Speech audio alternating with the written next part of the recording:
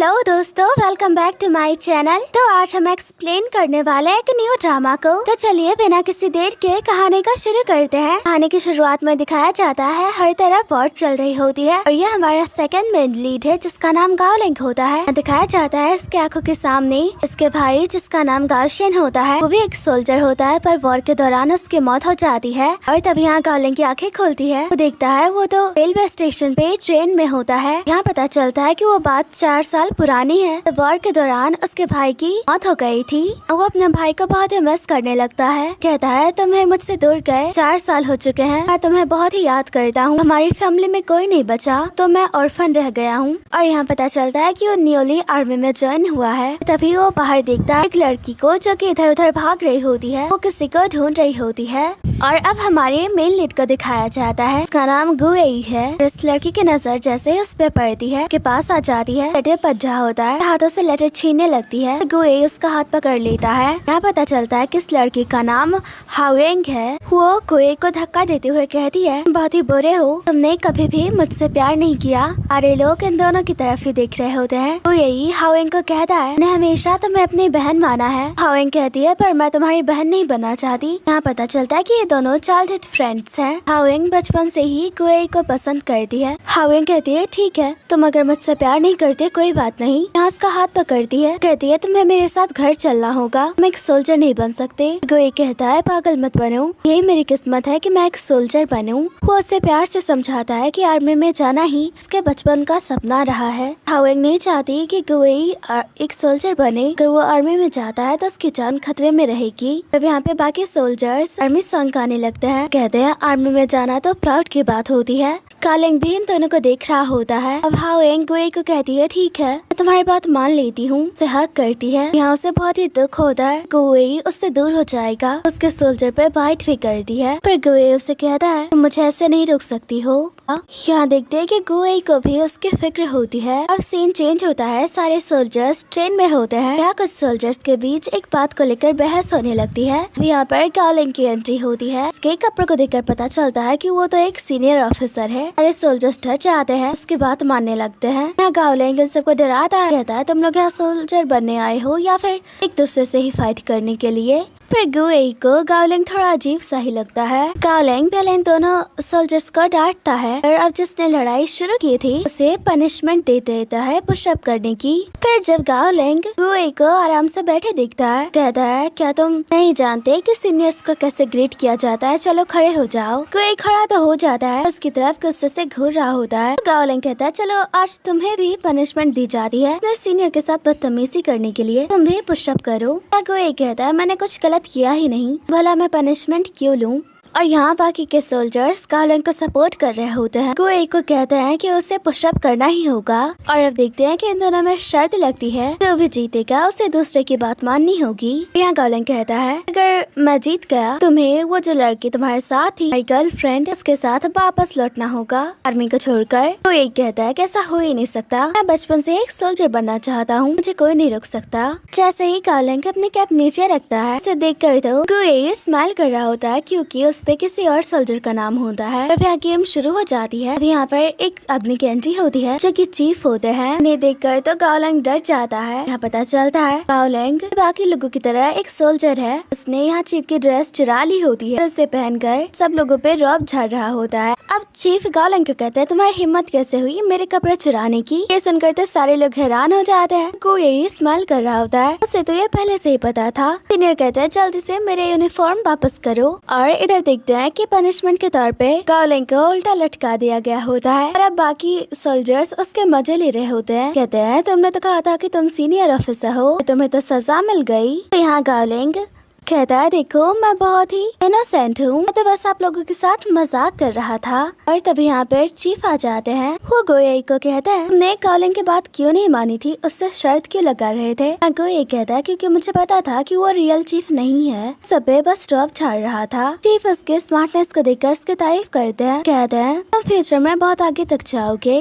इधर चीफ गाओलिंग को कहते हैं, तो तुम्हें सबक मिल गया। जब गाओलिंग गुएई को स्माइल करते देखता है उसे तो काफी गुस्सा आता है। वो कहता है, ये सब इस गुएई की वजह से हुआ है, अगर ये को फॉलो करता तो कोई मुझे नहीं पकड़ पाता। और यहाँ वो गोएई को फाइट के लिए चैलेंज करता है और गोएई चीफ को कहता है तो पहले से ही कब्जे में है, भला मैं इससे फाइट क्यों करूँ। और चीफ कहते हैं देखो वो तुम्हें चैलेंज कर रहा है, तुम एक सच्चे सोल्जर हो, पीछे नहीं हट सकते। ऐसे ही गाओलिंग उस पे हमला करता है। गोएई तो पल भर में उसे ढेर कर देता है। सारे सोल्जर्स उसकी तारीफ करने लगते हैं, उससे चेयर अप कर रहे होते हैं। गाओलिंग का तो बुरा हाल होता है। अब ट्रेन यहाँ रुक जाती है, सारे सोल्जर्स नीचे उतर जाते हैं। तभी यहाँ एक लड़की गोएई से टकरा जाती है, इन दोनों की नजरें मिलती है पर वो लड़की भाग जाती है। इधर गाओलिंग की भी नजर उस लड़की पे पड़ती है। और अब यहाँ देखते हैं कि जो फीमेल चीफ होती है वो काफी गुस्सा हो रही होती है क्योंकि एक फीमेल सोल्जर ग्रुप से भाग गई है। तो अब यहाँ पे गोएई आता है, बताया कि मैं आपकी हेल्प करता हूँ उस लड़की को ढूंढने में। बाकी फीमेल सोल्जर्स गोएई की तारीफ करने लगती है कि ये कितना हैंडसम है। गाओलिंग ये सब देख रहा होता है। जब गोएई उस लड़की को ढूंढने आया होता है वही गाओलिंग उसका पैर खींच लेता है, कहता है अब तुम्हें मुझसे कोई नहीं बचा सकता। एक बार फिर गोएई उसे हरा देता है और कहता है अगर दोबारा तुमने ऐसा किया तो मैं तुम्हारे पैर तोड़ दूंगा। गाओलिंग कहता है मैं तो मजाक कर रहा था, ना सीरियस क्यों हो रहे हो। तभी इन दोनों का एहसास होता है कि यहाँ कोई है। ये दोनों छुप जाते हैं। ये देखते हैं यहाँ पे वही लड़की है जैसे कि वो दोनों ढूंढ रहे हैं और इसका नाम नैनसेंग होता है जो कि कहानी की फीमेल लीड है। इसे भी एहसास हो जाता है कि कोई इसे देख रहा है। यहाँ गाओलिंग गोएई को आगे कर देता है और खुद ही छिप जाता है। नैनसेंग उसके पास आती है और उसे जोर से किक करती है, कहती है कौन हो तुम, मेरा पीछा क्यों कर रहे हो और मुझे छुप के देख रहे थे। और तभी गाओलिंग हाथों में एक पत्थर लेकर आ जाता है। नैनसेंग को कहता है तुमने सही कहा, ये बहुत ही बुरा आदमी है, मैं छुपकर देख रहा था। गाओलिंग की होशियारी देख कर तो गोएई हैरान था। नैनसेंग कहती है देखने से तो ये बुरा आदमी नहीं लगता और अपना नाम बताती है और गोएई से उसका नाम पूछती है। यहाँ गाओलिंग खुद आगे आकर अपना नाम बताता है, कहता है इसे छोड़ो। यहाँ देखते हैं नैनसेंग तो गोएई से काफी इम्प्रेस होती है। अब यहाँ पर आर्मी टैंक्स जा रहे होते थे, ये तीनों देखने लगते हैं। नैनसेंग इन्हें कहती है ऐसा रहेगा अगर हम तीनों फोटो साथ में ले। गाओलिंग तो इनके बीच में आ जाता है और गोएई भी नैनसेंग के पास आता है और इस तरह इन लोगों की अजीब सी ही फोटो आती है। अब यहाँ नैनसेंग वापस आती है। फीमेल चीफ उसे काफी डांटती है। यहाँ नैनसेंग तो बस गोएई की तरफ देख रही होती है। इधर गाओलिंग उसकी नजरें तो नैनसेंग पे होती है और इधर कुछ सीनियर्स ऑफिसर्स को देखते हैं जो कि कहते हैं टीम ए और बी के बीच युद्ध अभ्यास शुरू होगा। और इधर देखते हैं बहुत सारे सैनिक इन लोगों को चारों तरफ से घेर लेते हैं और सोल्जर्स तो हैरान होते हैं। गोएई बताता है ये टीम बी के सोल्जर्स हैं। पता चलता है गाओलिंग और गोएई टीम ए में है। टीम ए के सोल्जर्स इन्हें सरेंडर करने को बोलते हैं। यहाँ देखते हैं जो टीम बी के सोल्जर्स होते हैं वो दो फीमेल सोल्जर्स को भी जबरदस्ती अपने साथ लेकर जा रहे होते हैं। जब गाओलिंग नैनसेंग को खतरे में दिखता है यहाँ वो बाकी सोल्जर्स को कहता है हम लोग सरेंडर क्यों करेंगे। यहाँ सबको फाइट के लिए प्रवोक करता है। अब यहाँ टीम ए और बी के बीच फाइट शुरू हो जाती है। सारे सोल्जर्स फीमेल सोल्जर्स को बचाने लग जाते हैं। गोएई और गाओलिंग नैनसेंग को बचाने के लिए आगे बढ़ रहे होते हैं। यहाँ टीम बी के बहुत सारे सोल्जर्स गोएई पे हमला कर देते हैं। नैनसेंग गोएई को हेल्प के लिए आवाज देती है और तब यहाँ पे गाओलिंग गोएई की हेल्प करता है। गाओलिंग नैनसेंग को बचाता है और उसे अपने साथ लेकर भाग रहा होता है। यहाँ से चोट लग जाती है। अब देखता है टीम ए के सारे सोल्जर्स को टीम बी ने कैप्चर कर लिया है और अब थोड़ी रात हो जाती है। गोएई बाकी सोल्जर्स को कहता है हमें इन लोगों के साथ मिलकर फाइट करना होगा, युद्ध अभ्यास शुरू हो चुका है, टीम बी से हार नहीं सकते। गाओलिंग कहता है क्या तुम्हारे पास कोई प्लान है। यहाँ गोएई प्लान बताता है वो मेन फोर्स तक पहुँचेगा, अभी वो टीम बी को रोक सकते हैं, टीम ए के लोगों को बचा सकते हैं। और यहाँ से इस तरह प्लानिंग करते हुए देखकर यहाँ एक सीनियर बोलते हैं सबके बारे में कैसे पता। यहाँ गोएई बताता है उसके फादर आर्मी में एक बड़ी पोजीशन पे थे, उन्होंने ही उसे ये सब सिखाया था। तो ये सब गोएई की तारीफ करने लगते हैं। गाओलिंग को ये सब पसंद नहीं आता। गाओलिंग गोएई को कहता है हमें पहले फीमेल सोल्जर्स को बचाना है। गोएई कहता है कि हमें पहले मेन फोर्स तक पहुँचना है। यहाँ बाकी के सोल्जर्स भी गाओलिंग का साथ देते हैं, पहले फीमेल सोल्जर्स को बचाना है। इधर देखते हैं गोएई और गाओलिंग टीम बी के सोल्जर से फाइट कर रहे होते हैं। यहाँ से नैनसेंग को छुड़ा लेते हैं। नैनसेंग तो इन दोनों को ही हक कर लेती है, बहुत ही खुश होती है। ये दोनों ही बस नैनसेंग की तरफ देख रहे होते हैं और ये तीनों साथ में जा रहे होते हैं। नैनसेंग अपने मन में ही कहती है पहली बार उसने 2 लड़कों को हक किया है, इन दोनों के साथ उससे बहुत ही अच्छा लग रहा है। उसे लग रहा है जैसे कि वो बहुत ही फ्री है, बिल्कुल सेफ इन लोगों के साथ। अब ये तीनों मेन फोर्स तक पहुँचने के लिए आगे बढ़ रहे होते हैं और तभी टीम बी के कुछ सोल्जर्स इन तीनों को घेर लेते हैं हैं। यहाँ ये सोल्जर कहता है इन तीनों को बांध दो। गाओलिंग कहता है मैं और नैंगसेंग तो इनोसेंट है, हमारा टीम लीडर गुए ही है, इसे पकड़े। ये देखकर तो गुए और नैंगसेंग दोनों ही हैरान होते हैं। अब इधर देखते हैं, हाँ गाओलिंग तो बंधा होता है, गुए और नैंगसेंग आराम से बैठे होते हैं। टिम्बी के सोल्जर्स कहते हैं हम लोग दुश्मन थोड़ी ना है, हम तो बस युद्धाभ्यास कर रहे हैं, हम लोगों को एक दूसरे को बस हराना है, एक दूसरे को मारना थोड़ी ना। यहाँ ये लोग नैंगसेंग को पानी भी देते हैं। गाओलिंग कहता है ये तो गलत है, आप उन दोनों को अच्छे से ट्रीट कर रहे हैं पर मुझे नहीं, मुझे भी प्यास लगी है। यहाँ एक सोल्जर कहता है मैं तुम्हें पानी पिलाता हूँ। पानी उसके मुंह में देने के बजाय उसके पास गिराता है। यहाँ सारे लोग उसका मजाक उड़ा रहे होते हैं। चारे गाओलिंग को तो काफी गुस्सा आता है, कहता है एक बार मेरा हाथ छूट जाए तुम सबको सबक सिखाऊंगा। गुए को कहता है तुम्हें बिल्कुल नहीं छोड़ूंगा। और यहाँ गाओलिंग जैसे ही अपना हाथ छुड़ाता है गुए से झगड़ा करने लग जाता है। ये देखकर तो सारे सोल्जर्स हैरान होते हैं। अब गाओलिंग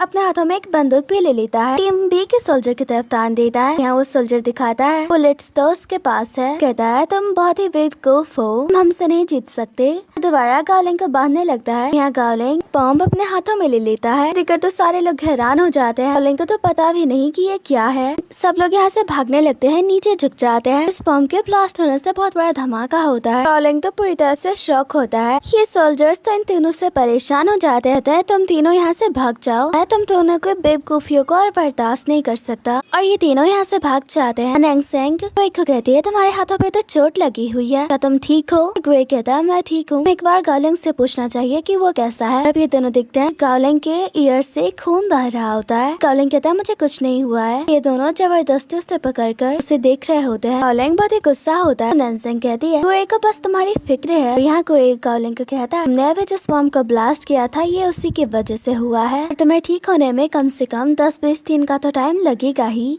पर गाओलिंग गुए को कहता है तुम्हें लगता है कि तुम बहुत ज्यादा होशियार हो, मुझे तुम्हारी हेल्प बिल्कुल नहीं चाहिए, देखना एक दिन मैं तुम्हें हरा दूंगा। गुए उसे कहता है आर्मी में आने से पहले मैं सोचता था मुझे एक जनरल बनना है कि मेरी फैमिली को प्राउड हो मुझ पे। अब मेरी सोच बदल चुकी है, मैं बस एक सच्चा सोल्जर बनना चाहता हूँ, अपनी कंट्री और लोगों को प्रोटेक्ट कर सके, इसलिए तुम्हें मुझसे कंपटीशन करने की कोई जरूरत नहीं। ये बातें सुनकर तो नैंगसेंग उससे और भी ज्यादा इम्प्रेस हो जाती है। अब यहाँ ये तीनों छुप जाते हैं। इन्हें टीम बी के कुछ सोल्जर्स दिखते हैं। अब देखते हैं नैंगसेंग इस सोल्जर के पास आती है, हाई करती है। सोल्जर कहता है क्या कर रही हो तुम यहाँ, चलो निकलो यहाँ से। तभी यहाँ पे गुए और गाओलिंग दोनों सोल्जर्स पे हमला कर देते हैं। एक सोल्जर भाग जाता है तो गुए उसके पीछे जाता है। नैंगसेंग इस सोल्जर को कहती है युद्धाभ्यास के रूल के मुताबिक हमने आपको हरा दिया है तो आपको सरेंडर करना होगा। ये सैनिक उसके बात मान लेता है। इधर नैंगसेंग बस गाओलिंग की तरफ देखे जा रही होती है तो गाओलिंग कहता है तुम्हें लगता है मैं बहुत ही एरोगेंट हूँ, ऐसा बिल्कुल नहीं है, पहले मैं गुए जैसा ही था। जब मेरे भाई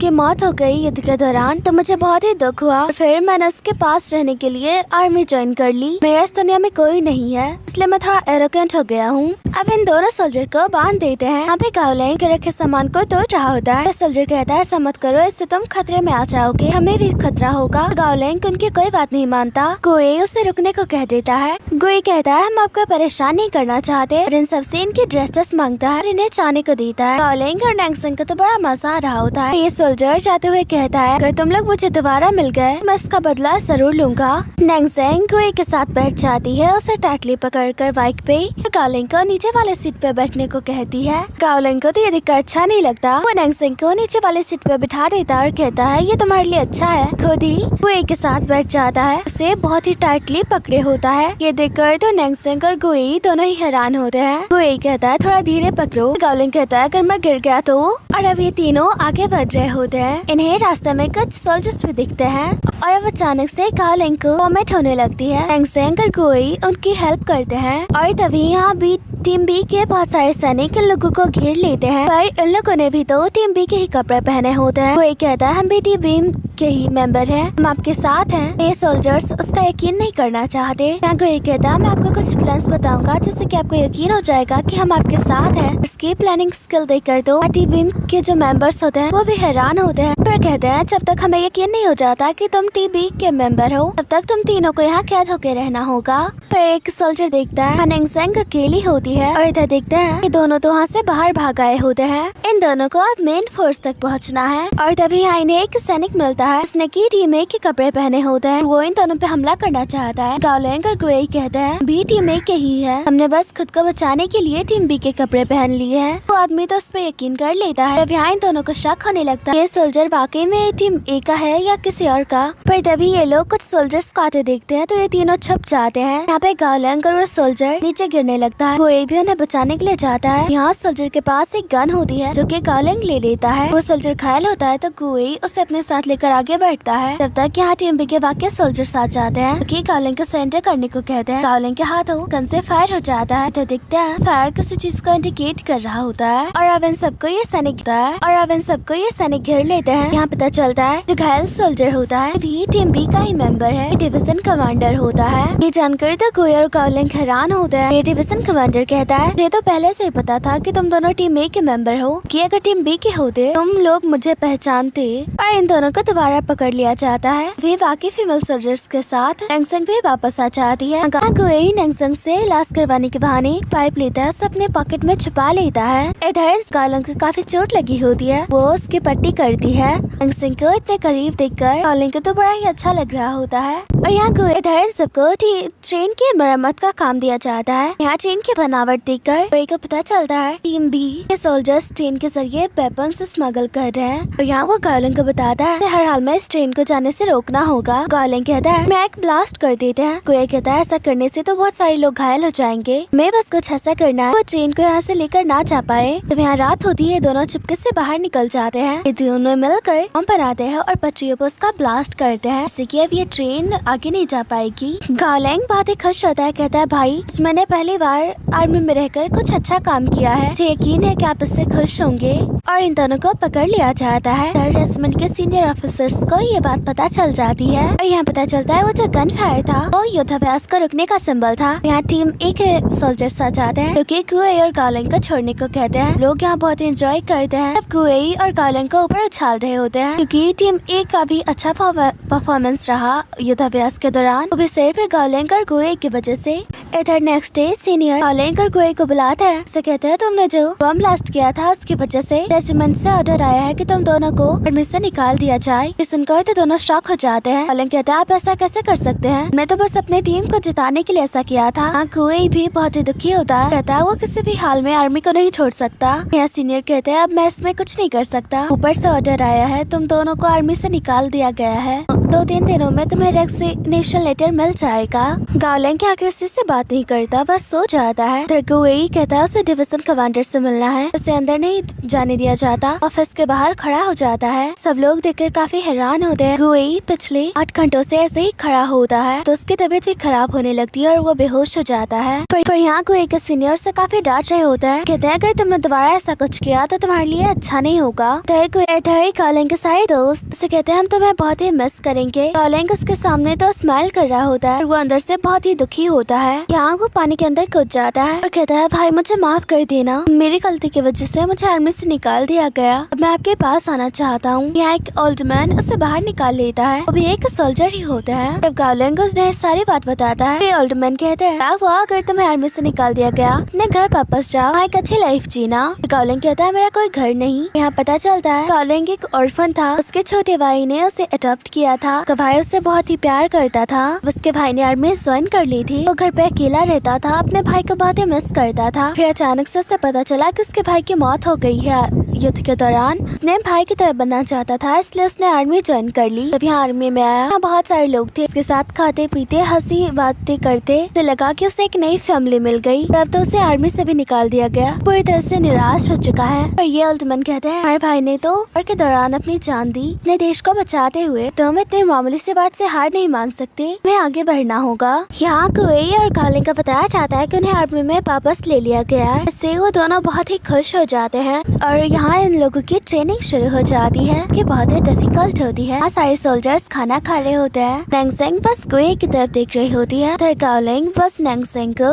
सीनियर्स यहाँ सारे मेल सोल्जर को कर जाने को कहते हैं। गाओलिंग यहाँ नैंगसंग को हाई भी करता है। नैंगसंग कहती है अगर सीनियर ने देख लिया तुम्हें पनिशमेंट भी मिल जाएगी। और गाओलिंग कहता है कोई बात नहीं। यहाँ गुए यहाँ से जा रहा होता है, नैंगसंग तो बस उसी की तरफ देख रही होती है। गुए अपना चेहरा छुपाकर आगे निकल जाता है, जिससे कि नैंगसंग स्माइल कर रही होती है। इधर ये सारे दोस्त बैठे होते हैं। कालिंग कहता है ट्रेनर हमारे साथ इतनी सख्ती से क्यों पेश आते हैं। गुए कहता है क्योंकि हम सब सोल्जर बनने वाले हैं। यहाँ ट्रेनर सोने आए होते हैं पर उनका बेड तो टूटा होता है। उन्हें बहुत ही गुस्सा आता है कि ये किसी सोल्जर का ही काम होता है। इधर ली फेंग इन लोगों के लिए केले लेकर आया होता है। कालिंग भी बाहर आ जाता है। बताओ तुम इतना खुश क्यों लग रहे हो। ली फेंग बताता है आज ट्रेनर की बेड तोड़ दी थी। ये सुनकर तो ये दोनों ही हंस रहे होते हैं। इधर देखते हैं सारे लोग घर केले खा रहे होते हैं। वो कहता है गार्लिंग किधर है। इधर देखते हैं गार्लिंग तो बाकी दोस्तों के साथ दीवार पे चढ़ गया होता है। फीमेल सोल्जर्स को हाई करता है। देखकर तो बाकी फीमेल सोल्जर्स भी काफी खुश होती हैं। वो इन लोगों को केले भी देता है और तभी यहाँ पे नैंगसेंग आ जाती है। गार्लिंग उसे हाई करता है। यहाँ बाकी फीमेल सोल्जर्स शोर करने लगती है। कहती है गार्लिंग सिर्फ नैंगसेंग के लिए यहाँ आया है। सब लोग बात कर रहे होते हैं कि ये दोनों एक दूसरे को पसंद करते हैं। पर यहाँ नैंगसेंग तो गार्लिंग से गुए के बारे में पूछती है। ये सुनकर तो गार्लिंग के दोस्त उसका मजाक उड़ाने लगते हैं। ये तो गुए को पसंद करती है। तो गुए नैंगसेंग को कहता है मुझे नहीं लगता गुए तुम में इंटरेस्टेड नहीं है, अभी तुम उसे पसंद करती हो। ये सुनकर नैंगसेंग को गुस्सा आता है और तब यहाँ पर चीफ आ जाती है। इन्हें देखकर ये सब भाग जाते हैं। यहाँ चीफ स्ट्रिक्ट ऑर्डर देती है कोई भी फीमेल सोल्जर से बात भी नहीं करेगी। नैंगसेंग यहाँ अकेली बैठी होती है। अभी गार्लिंग भी आ जाता है। इसे देखकर तो हैरान होती है। गार्लिंग से अपने साथ छिपा लेता है। यहाँ कुछ सोल्जर्स होते हैं। यहाँ एक जंगली जानवर होता है। इसे देखकर तो नैंगसेंग डर जाती है। गार्लिंग को बहुत ही टाइटली पकड़ लेती है। गार्लिंग कहता है ऐसा करोगी तो मैं मर ही जाऊंगा। और अब ये दोनों साथ में बैठकर स्टार्स देखने लगते हैं। यहाँ गार्लिंग आज उसने जो भी किया उसके लिए नैंगसेंग से माफी मांगता है। नैंगसेंग उससे कहती है तुम मुझे पसंद करते हो। गार्लिंग कहता है ऐसा नहीं है, ऐसा हो भी सकता है। नैंगसेंग कहती है सिर्फ तुम्हें अपना दोस्त मानती हूँ, इससे ज्यादा हमारे बीच कुछ नहीं हो सकता। यहाँ गार्लिंग उससे कहता है तुम गुए को पसंद करती हो। नैंगसेंग कहती है जब जाना होगा, देर हो गई है, चली जाती है। यहाँ गार्लिंग को बहुत ही बुरा लगता है क्योंकि वो सच में नैंगसेंग को बहुत ही पसंद करने लगा है।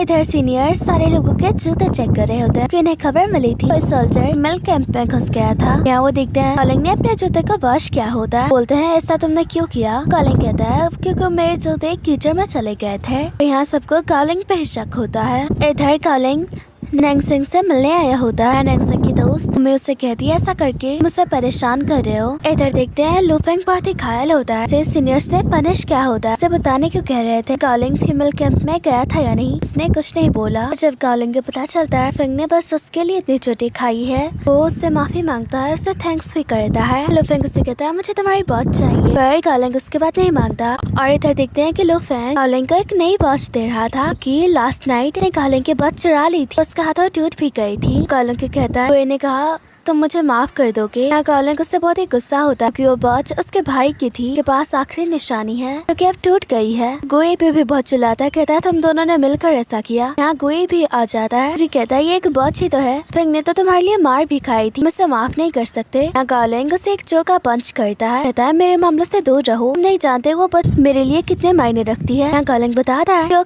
अनाथ था, उसके भाई ने उसे अडॉप्ट किया था, हमेशा उसकी केयर की। उसके भाई ने आर्मी ज्वाइन की तब वो उसे बहुत ही मिस करता था। उसका भाई घर वापस आता था, वो उसके लिए कोई गिफ्ट नहीं लाता था। दिन अचानक से उसे पता चला कि उसके भाई की मौत हो गई है। तब उसे ये घड़ी दी गई थी और बताया गया था कि भाई ने लास्ट टाइम ये घड़ी पहनी हुई थी। भाई के दोस्तों ने बताया उसके भाई कौशल ने घड़ी स्पेशली उसके लिए खरीदा था, जो कि उसे दे भी नहीं पाया। घड़ी उसके भाई की आखिरी निशानी है। अभी वो अपने भाई को मिस करता है, इस घड़ी को देखता है। जब ये सारी बातें सुनता है गुई उसे भी बहुत बुरा लगता है। गार्लिंग तो रो ही रहा होता है, गुई भी रोने लगता है। और नेक्स्ट डे गुई सबके सामने गार्लिंग से माफी मांगता है, उसके भाई की वॉच ठीक करवा के उसे वापस करता है। इधर गार्लिंग गुम्मी से एक ड्रिंक खरीदता है, वो भी लुफेंग के लिए। गुम्मी को कहता है चलो मैं तुम्हें छोड़ देता हूँ। पहले तो गुम्मी मना करती है, उसके बाद मान जाती है। पता चलता है कि दोनों एक ही गांव से बिलोंग करते हैं, ये बचपन के दोस्त भी हैं। आ जाते वक्त ये दोनों पानी में गिर भी जाते हैं। गार्लिंग उसे गोद में उठा लेता है और बाहर निकालता है। गुम्मी तो बस उसे देख रही होती है। पता चलता है कि गुम्मी उसे पसंद भी करती है। इधर प्रैक्टिस के दौरान अचानक से गुई बेहोश हो जाता है। इधर नैंगसेंग को दिखता है कि गुई को जगाती है। गुई तो उसे देख के हैरान होता है, तुम्हें यहाँ नहीं आना चाहिए था। नैंगसेंग उसके तबीयत के बारे में पूछती है, उसे मेडिसिन देती है, कहती है मैं बस तुम्हें देखना चाहती थी।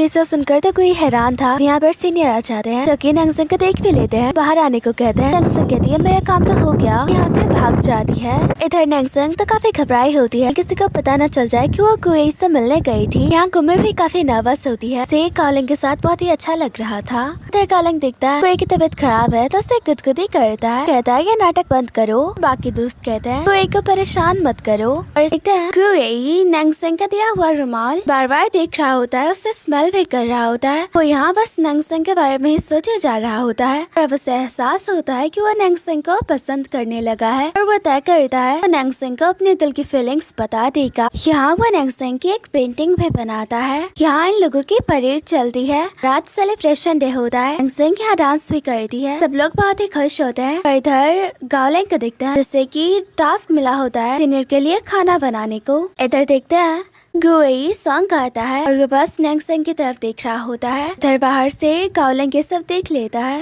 वो कंफर्म हो चुका है कि नैंगसेंग गुई को पसंद करती है। यहाँ सब लोगों के जाने के बाद गाओलिंग भी खुद गाना गा रहा होता है। मैसन करता है कि नैंगसेंग उसके साथ है और अपने भाई को भी बहुत मिस कर रहा होता है। इधर नैंगसेंग अकेली बैठी होती है। वे कल से डरा देता है पर ये तो गुई होता है। नैंगसेंग कहती है तुम यहाँ क्या कर रहे हो? गुई कहता है मैं बस तुमसे मिलना चाहता था। नैंगसेंग कहती है क्या तुम पागल हो गए हो? नहीं जानते मेल और फीमेल सोल्जर्स को मिलने से मना है। अगर किसी ने तुम्हें यहाँ देख लिया बहुत बड़ी प्रॉब्लम हो जाएगी। पर गुई कहता है हमेशा तो सोल्जर्स नहीं रहेंगे ना। गुई जाहिर करने की कोशिश कर वो उसे पसंद करता है। इधर गाओलिंग अकेला ही घूम रहा होता है, कहीं जा रहा होता है। दो सोल्जर्स उसके पीछे आने लगते हैं। इधर नैंगसेंग और गुई बैठकर बातें कर रहे होते हैं। गुई नैंगसेंग को एक पोयम डायरी देता है। पता है इसे मैंने स्पेशली तुम्हारे लिए लिखा है। सुनकर तो नैंगसेंग स्माइल करती है और तभी उसे गाओलिंग की आवाज आने लगती है। वो गुई को कहती है तुम्हें यहाँ से जाना होगा, गाओलिंग आ रहा है। पहले तो गुई को गुस्सा आता है, वो हमेशा हमें ऐसे ही परेशान करता है ना, और वहाँ से चला जाता है। इधर गाओलिंग नैंगसेंग के पास आ जाता है। पता है मुझे पता था कि तुम यहीं बैठी होगी। गाओलिंग उसके हाथों में डायरी देखता है तो बोलता है ये क्या है? नैंगसेंग कहती है तुम नहीं समझोगे। वो डायरी उसके हाथों से ले लेता है। नैंगसेंग कहती है मुझे वापस करो और उसे छीनने लगती है। और इधर ये दोनों सोल्जर्स इन दोनों को देख रहे होते हैं। नैंगसेंग उससे डायरी तो ले लेती है पर उस पर काफी गुस्सा होती है। तुम वैसे ही मुझसे मिलने क्यों आ जाते हो? गाओलिंग को तो काफी बुरा लगता है और नैंगसेंग को कहता है अगर तुम मुझे पसंद नहीं करती तो कोई बात नहीं, मुझसे ऐसे नफरत मत करो, मैं कम से कम तुम्हारा दोस्त तो बन ही सकता हूँ। और जो आम लाया होता है नैंगसेंग को देता है। पर अब देखते हैं ये दोनों तो सीनियर के सामने होते हैं। सीनियर इन दोनों को डांट रहे होते हैं और कहते हैं बताओ तुम दोनों रात में अकेले क्या कर रहे थे? तुम दोनों के बीच आखिर चल क्या रहा है? तुम्हें पता नहीं मेल और फीमेल सोल्जर का मिलना अलाउड नहीं है, ना ही रिलेशनशिप में आना। नैंगसेंग कहती है आप गलत समझ रहे हैं, हम दोनों किसी रिलेशनशिप में नहीं है। अब सीनियर डायरी उठाते हैं, उस पे जी लिखा होता है। लगता है जी फॉर गाओलिंग है। गाओलिंग ने ये डायरी नैंगसेंग को दी है। गाओलिंग तो समझ जाता है कि ये गुई ने दिया होगा और उस सीनियर को कहता है एज अ फ्रेंड मैंने ये नैंगसेंग को दिया था। सीनियर कहते हैं अच्छा ऐसी बात है तो पढ़ के सुनाओ क्या लिखा है इसमें। पर इस डायरी में इतनी रोमांटिक पोएम्स होती हैं, गाओलिंग तो उसे पढ़ भी नहीं पाता। नैंगसेंग तो बस एम्बेरस हो रही होती है। यहाँ सीनियर कहते हैं क्या यही तुम दोनों की फ्रेंडशिप है? अब यहाँ पे फीमेल चीफ भी आ जाती है, वो भी इन दोनों पे काफी गुस्सा होती है। यहाँ सीनियर इन दोनों को कहते हैं तुम दोनों ने आर्मी का रूल तोड़ा है, यहाँ का डिसिप्लिन तोड़ने का सजा तो तुम दोनों को मिलेगा। इधर नैंगसेंग चीफ को कहती है अब मुझसे कोई सवाल नहीं करेंगी। चीफ कहती है मैं जानती हूँ तुम्हारा गाओलिंग से कोई रिश्ता नहीं, क्योंकि गाओलिंग का नेचर मैं जानती हूँ, कभी ऐसी पोएम्स लिख ही नहीं सकता। बताओ कौन है वो इंसान जिसने तुम्हें ये डायरी दी? नैंगसेंग कहती है मैं आपको नहीं बता सकती। चीफ कहती है ठीक है, अगर आगे से ऐसा हुआ तो मैं तुम्हारी कोई हेल्प नहीं कर पाऊंगी। इधर गुई बैठा होता है, तभी बाकी सोल्जर्स बात कर रहे होते हैं। सीनियर ने नैंगसेंग और गाओलिंग को एक साथ पकड़ा है। सारे लोग बात कर रहे होते हैं कि वो दोनों रिलेशनशिप में है और डायरी के बारे में भी पता चल जाता है। सब लोग कहते हैं कि गाओलिंग को तो बहुत बड़ी पनिशमेंट मिलेगी। ये सब सुनकर गुई परेशान हो जाता है, सब तो उसी की वजह से हुआ है। गाओलिंग और नैंगसेंग दोनों ही मुसीबत में आ गए। इधर गाओलिंग आता है, गुई कहता है कि नैंगसेंग कैसी है? गाओलिंग कहता है क्या तुम पागल हो गए हो? उसे एक रोमांटिक डायरी थमा दी, जानते हो हर तरफ उसके बारे में क्या बातें हो रही है। गुई कहता है मैं अपनी गलती मान लूंगा और सीनियर्स को सारा सच बताऊंगा, ये मेरी गलती है। यहाँ से चला जाता है। इधर गुई इंस्ट्रक्टर लू के पास आता है और उन्हें बताता है वो रोमांटिक पोएम की डायरी उसने नैंगसेंग को दिया था, वही है जो नैंगसेंग को पसंद करता है। गाओलिंग तो बस एज अ फ्रेंड उससे मिलने गया था। ये जानकर तो इंस्ट्रक्टर हैरान होते हैं, मुझे तुमसे ये उम्मीद नहीं थी। चलो बताओ तुम दोनों का रिलेशनशिप कहाँ तक पहुँच चुका है? क्या तुम दोनों ने किस किया है? ये सुनकर तो कोई हैरान ही हो जाता है। क्या आप हमारी रिलेशनशिप की थोड़ी रिस्पेक्ट नहीं कर सकते? तो सीनियर कहते हैं अच्छा बताओ। नैंगसेंग ने कहा कि वो तुमसे प्यार करती है, क्या तुमने अपना लव कन्फेस किया? गुई कहता है ऐसा तो नहीं है। अब तो सीनियर और भी गुस्सा हो जाते हैं, क्या मैं तुम्हारी पिटाई करूँ? दोनों एक दूसरे से अट्रैक्ट हुए हो, इसे प्यार का नाम दे रहे हो और कह रहे हो कि तुम दोनों का रिलेशनशिप है, क्या तुम पागल हो गए हो? अब तुम अभी तक तक कंफर्म भी नहीं हो कि नैंगसेंग तुम्हें पसंद करती है या नहीं, उसे उतनी रोमांटिक पोएम की डायरी दे दी। दिमाग तुम्हारे ठिकाने पे है, जानते हो इसके लिए तुम्हें कितनी बड़ी सजा मिल सकती है। कोई कहता है मुझे माफ कर दीजिए, आगे से ऐसा कुछ भी नहीं होगा। और अब सीनियर कहते हैं कि इन सब चीजों को छोड़ो, अपनी ट्रेनिंग पे ध्यान दो, अभी तक सोल्जर बनना है ना, ये प्यार मोहब्बत की बातें छोड़ दो। गोए कहता है अपने ड्रीम को तो कभी नहीं छोड़ूंगा, और मैं ये भी नहीं भूल सकता कि मैं नैंगसेंग को पसंद करता हूँ। सीनियर उस पे बहुत गुस्सा होते हैं ये सब सुनकर। गोए कहता है वो अपने काम पर्सनल लाइफ दोनों को बैलेंस कर लेगा। इधर सब लोग खाना खा रहे होते हैं। नैंगसेंग गोए की तरफ दिख रही होती है, वो शेफ से जाकर रिक्वेस्ट करती है कि उसे किचन में किसी से मिलने दिया जाए। यहाँ देखते हैं कि शेफ गोए को कहते हैं जा किचन साफ कर दो, आज ये तुम्हारी ड्यूटी है। गार्लिंग कहता है ये मैं करूँगा, और यहाँ ये दोनों एक दूसरे से कपड़ा छीनने लगते हैं। और तब यहाँ पे सीनियर आ जाता है। उन्हें इन दोनों की हरकतें थोड़ी अजीब लगती है, और मौके का फायदा उठाकर गोए गार्लिंग से कपड़ा छीन लेता है और यहाँ नैंगसेंग से मिलने किचन में आ जाता है। पहले तो वो नैंगसेंग को सॉरी कहता है, तो ये सब मेरी वजह से हुआ, मुझे तुम्हें वो डायरी नहीं देनी चाहिए थी बिना तुम्हारी फीलिंग्स के बारे में जाने। नैंगसेंग कहती है इसमें हम दोनों की गलती है। नैंगसेंग भी जताती है वो गोए को पसंद करती है, जैसे कि दोनों स्माइल कर रहे होते हैं। यहाँ सबकी ट्रेनिंग चल रही होती है और गोए को स्पीच देने को कहा जाता है। पहले तो गोए बताया कि वो आर्मी में क्यों आया, ताकि अपने मदरलैंड को सर्व कर सके, पर साथ ही वो कहता है मैं एक सोल्जर तो बनना चाहता हूँ। पहले मैं प्यार के बारे में नहीं सोचता था, अब मैं इस बारे में सोचता हूँ। और यहाँ वो प्यार के बारे में बहुत सारी चीजें बोले जा रहा था और वो नैंगसेंग की तरफ देख रहा होता है। सारे लोग तो हैरान होते हैं, कोई स्पीच दे रहा है या फिर किसी को अपने दिल की फीलिंग्स बता रहा है। सीनियर्स भी ये देखकर हैरान थे आज गोए को हो क्या गया है। और इधर सारे लोगों को पता चलता है इंस्ट्रक्टर लू का प्रमोशन हो चुका है, तो वो सब उनके पास पहुंच जाते हैं। अच्छा सुना, सीनियर तो देख के हैरान थे, ये सारे बदमाश सुधर कैसे गए, मेरी इतने रिस्पेक्ट क्यों कर रहे हैं। और यहाँ ये सब कहते हैं आप चाहे कितने भी स्ट्रिक्ट हो, आपने सब कुछ हमें ट्रेन करने के लिए किया था, इसलिए हम सारे लोग आपको बहुत ही पसंद करते हैं। जब आप जाने वाले हैं तो आपको अच्छे से बाय करना चाहते हैं। ये सुनकर तो सीनियर हैरान थे। अब यहाँ ये सब बताते हैं ऐसे इन्होंने सीनियर को परेशान किया। लिंग कहता है आपकी बेड मैंने तोड़ी थी। लूफेंग कहता है आपका ब्रश मैंने चुराया था। अब अपनी कोई ना कोई गलती मान रहे थे। ये सब सुनकर तो सीनियर हैरान थे, तुम सब बहुत ही बड़े बदमाश हो। यहाँ गार्लिंग का कान पकड़ लेते हैं, कहता है सबको तो माफ कर दूंगा पर तुम्हें बिल्कुल नहीं। और यहाँ ये सब लोग साथ में एंजॉय कर रहे होते हैं। इधर ये सब लोग वॉशरूम में होते हैं। यहाँ टिम्बी का एक सोल्जर होता है, उसके ऊपर गार्लिंग पानी डाल देता है। दूसरा सोल्जर टिम्बी का होता है, वो भी उसके ऊपर पानी डाल देता है। अब यहाँ इन लोगों में लड़ाई शुरू हो जाती है और इधर देखते हैं कि सीनियर जेफ गार्लिंग और गोए दोनों को पनिशमेंट देते हैं 300 बार पुशअप्स करने की। दोनों की तो हालत खराब होती है। वे दोनों बात कर रहे होते हैं। आज उनका बदला पूरा हो गया टिम्बी के सोल्जर से। इस सुनकर तो सीनियर भी गुस्सा हो जाते हैं। 500 बार पुशअप्स करना। यहाँ इन लोगों की ट्रेनिंग चल रही होती है। सीन चेंज होता है। सीनियर गोए को कहते हैं मैं अपने सीन चेंज होता है। सीनियर गोए को कहते हैं मैं अपने शूटिंग स्किल्स को और भी ज्यादा इम्प्रूव करने की जरूरत है। साथ ही उसे एक थैला देते हैं। ये फीमेल सोल्जर नैंगसेंग की तरफ से आया है। गोए उन्हें थैंक्स करता है और यहाँ गार्लिंग और गोए में लड़ाई होने लगती है। दोनों एक दूसरे से थैला छीन रहे होते हैं। गार्लिंग कहता है ये मेरे लिए है। गोए कहता है ये मेरे लिए है। गोए कहता है देखो नैंगसेंग ने इस पे सबका नाम लिखा है। यहाँ पता चलता है नैंगसेंग ने गोए और गार्लिंग दोनों के लिए सॉक्स भेजे थे। गार्लिंग थोड़ा उदास था कि ये सॉक्स उसे फिट ही नहीं होते, ये लूफेंग को दे देता है। इधर गोए दिखता है नैंगसेंग ने स्पेशली उसके लिए मेडिसिन भेजा होता है। साथ ही एक लेटर इसमें लिखा था मुझे तुम्हारी डायरी अच्छी लगी, कहती है अपना ख्याल रखना। पढ़कर तो गोए बहुत ही खुश होता है। आने का शुरू करते हैं। इधर देखते हैं गार्लिंग और गोए की ट्रेनिंग काफी हार्ड चल रही होती है। दोनों काफी मेहनत भी करते हैं। हाँ गार्लिंग गोए को कहता है अगर ट्रेनिंग में मैं तुमसे अच्छा परफॉर्मेंस करता हूँ तुम्हें क्या लगता है नैंगसेंग मुझे तुमसे अच्छा मानेगी, मुझे पसंद करेगी? तो गोए कहता है अपने बकवास बंद करो। और यहाँ सीनियर लू इन लोगों को बताता है इनका कंपटीशन होगा इनके सीनियर सोल्जर्स के साथ, इन सबको प्रिपेयर रहना है। इधर देखते हैं कि रेजिमेंट में न्यू चीफ की एंट्री होती है। सारे लोग बहुत ही खुश होते हैं। तब यहाँ पर गोए आ जाता है, कहता है मैं आपसे मिलने आया हूँ। अपना इंट्रोडक्शन देता है और बताता है वो मिलिट्री की सबसे अच्छी टीम नाइटिंगेल में शामिल होना चाहता है। ये सुनकर तो सारे लोग हैरान हो जाते हैं क्योंकि उस ट्रुप में शामिल होना बहुत ही मुश्किल होता है। गोए का कॉन्फिडेंस देखकर चीफ उससे इम्प्रेस होते हैं और कहते हैं अभी तुम बच्चे हो, तुम्हें साबित करना होगा कि तुम इस लायक हो। अब देखते हैं कि नाइट में इन लोगों की शूटिंग प्रैक्टिस चल रही होती है। गार्लिंग और गोए का परफॉर्मेंस सबसे अच्छा होता है और यहाँ सीनियर लू चीफ को बताते हैं गार्लिंग और गोए ये दोनों बाकी सोल्जर्स के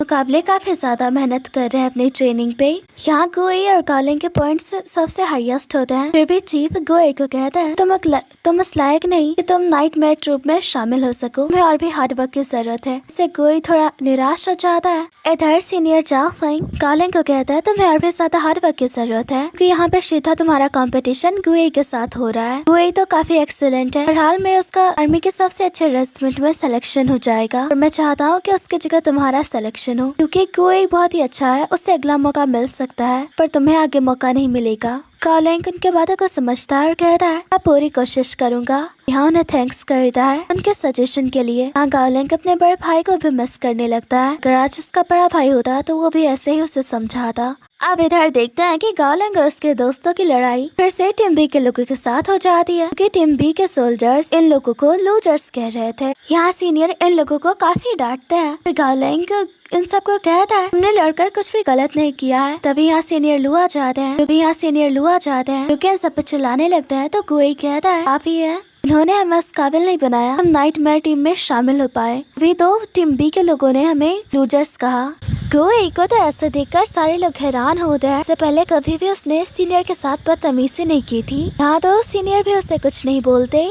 अब गुई और गालिंग अपनी टीम के साथ ट्रेनिंग शुरू कर देते हैं। ये लोग बहुत ही हार्डवर्क करना चाहते हैं ताकि ये फुल प्रिपेयर रहे अगले कंपटीशन के लिए। इन लोगों का डेडिकेशन देखकर तो सीनियर लोग काफी खुश होते हैं। यहाँ फीमेल सोल्जर्स के सामने से गालिंग और गुई नैंगसेंग को हाई करते हुए निकलते हैं। नैंगसेंग तो उसे देखकर काफी खुश थी। इधर देखते हैं सारे मेल और फीमेल सोल्जर्स दौड़ते दौड़ते काफी थक जाते हैं। सारे लोगों की हालत खराब होती है। यहाँ नैंगसेंग भी बहुत ज्यादा थक जाती है। गुई उसके पास जाने लगता है। गालिंग कहता है तुम्हारी हालत खराब है, तुम यहीं रुको।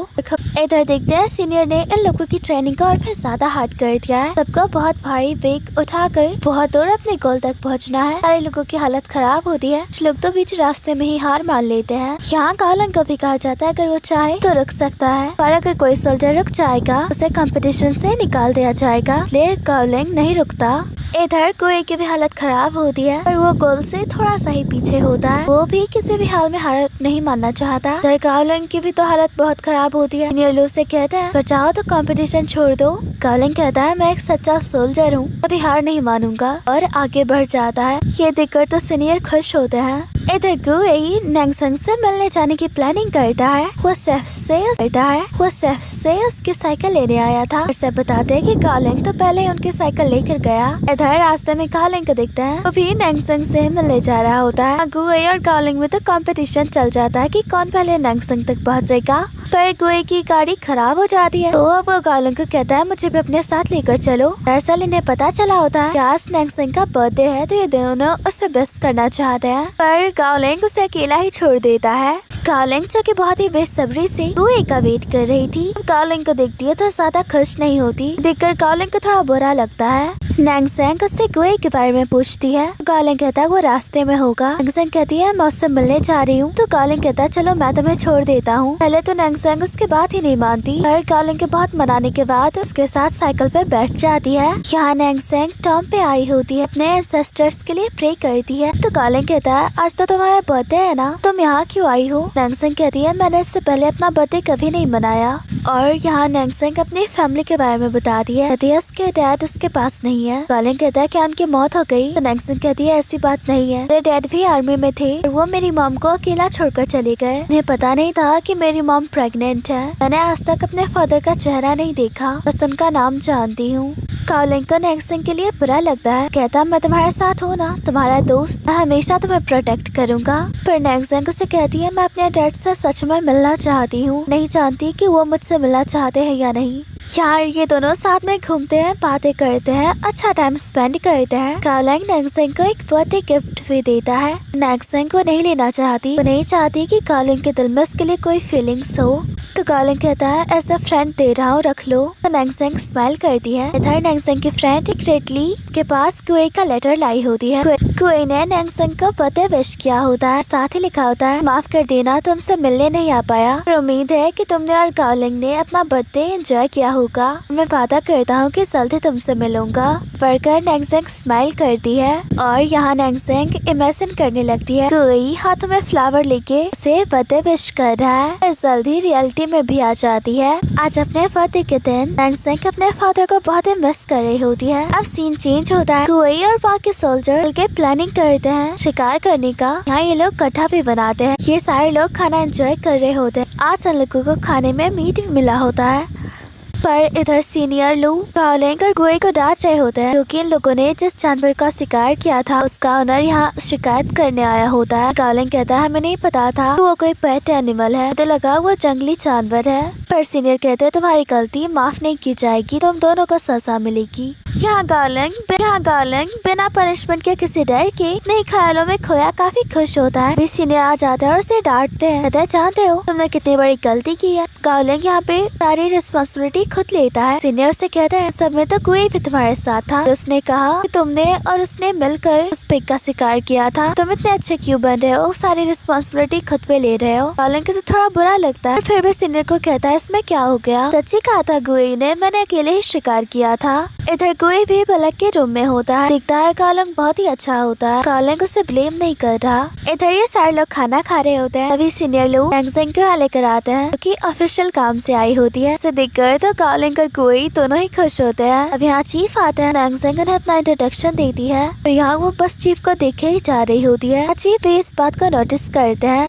शिकार की सारी रिस्पॉन्सिबिलिटी तो गाओलिंग ने ले ली थी, तो इसीलिए उसे पनिशमेंट मिली है। उसे अपने टीम को छोड़ना होगा और उसे चीफ ने अपने साथ काम करने के लिए बुलाया है। यहाँ सारे लोग उसके जाने से उदास होते हैं और सब स्माइल करते हुए गाओलिंग को बाय करते हैं। गुई गाओलिंग को डायरी देता है, तो इसमें मैंने तुम्हारे लिए पोएम्स लिखी है, मुझे उम्मीद है कि तुम पढ़ोगे।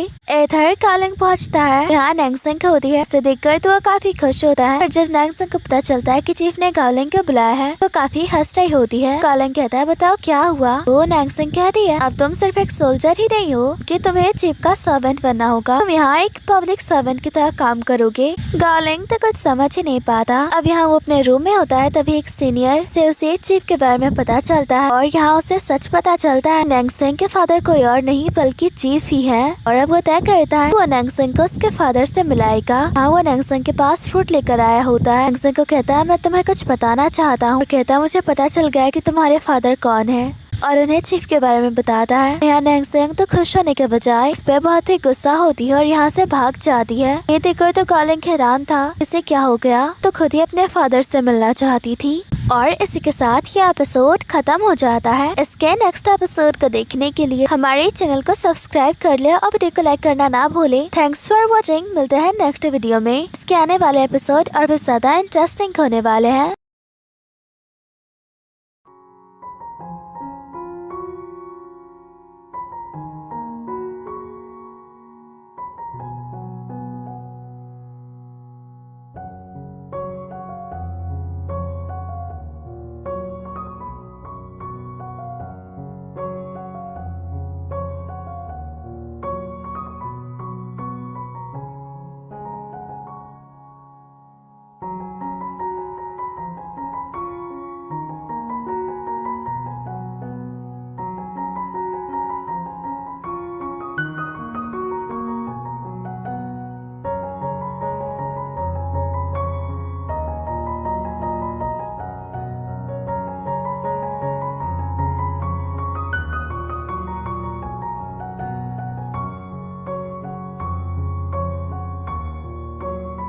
और इसके साथ ये एपिसोड खत्म हो जाता है। इसके नेक्स्ट एपिसोड को देखने के लिए हमारे चैनल को सब्सक्राइब कर ले और वीडियो को लाइक करना ना भूले। Thanks for watching. मिलते हैं नेक्स्ट वीडियो में। इसके आने वाले एपिसोड और भी ज्यादा इंटरेस्टिंग होने वाले हैं।